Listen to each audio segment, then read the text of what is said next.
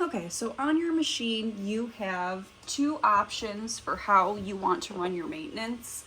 There is auto clean, which is built into the panel, or there is wet capping. I personally recommend wet capping because you can leave the printer in its wet cap state for on average about 7 days before you have to do any more maintenance to it.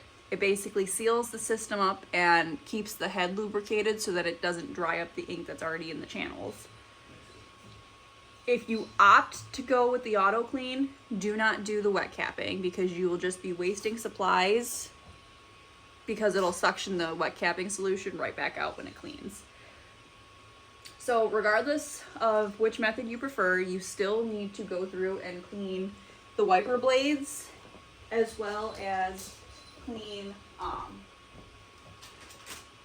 the capping station foam heads.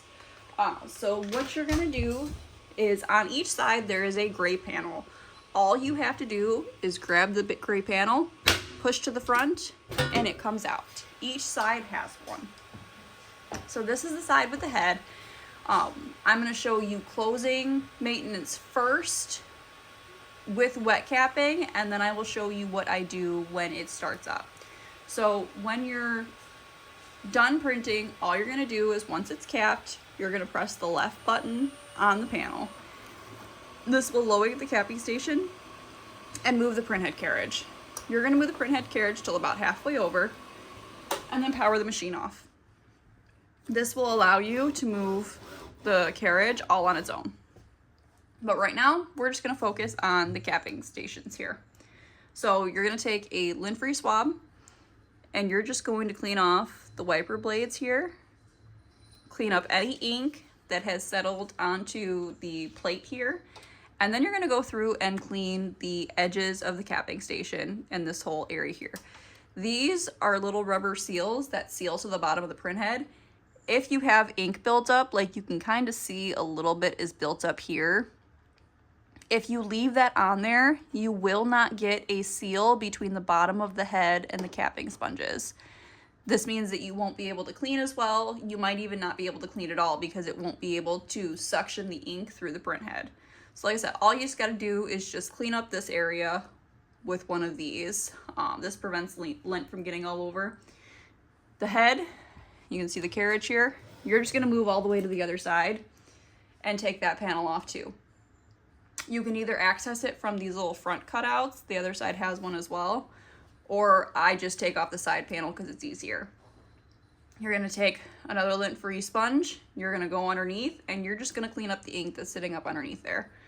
Once you've got the head cleaned and this guy cleaned up, what you're gonna do now is you're gonna wet cap. So I have my capping solution right here.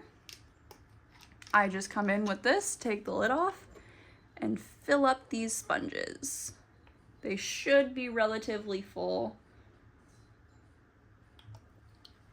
And then once that's done, I go ahead, move this closer back over here, and power the machine on.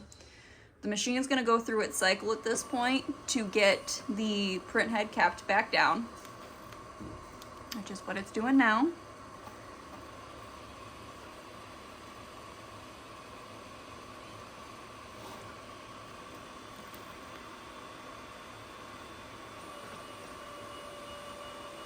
All right, and now you can see that you've got your capping fluid in there. So at this point, all you need to do is power the machine off. It can sit like this, like I said, for 7 days in most instances. So when you go ahead and start it back up, it's gonna go through the same starting procedure. When you wet cap, what you need to do is you need to go into the panel, click the right button, scroll down to the option that says flush, click enter, click to head, and click enter again.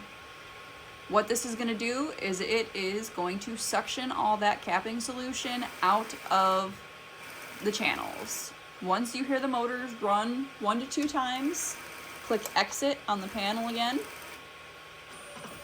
and that's going to cancel the process. But now you can see that there is no solution left in there. If you do not do this, what's going to happen is it's going to create like a bubble between the print head and the sponge when it lowers down the first time. This is going to make a mess of your film as it goes across. So once you've done this, all you have to do is follow the same closing procedures that I showed you. You're going to press the left button, and that's going to move the print head over. You're going to move it to the middle, you're going to power it off, and you're going to clean everything up. That is all that you have to do for maintenance.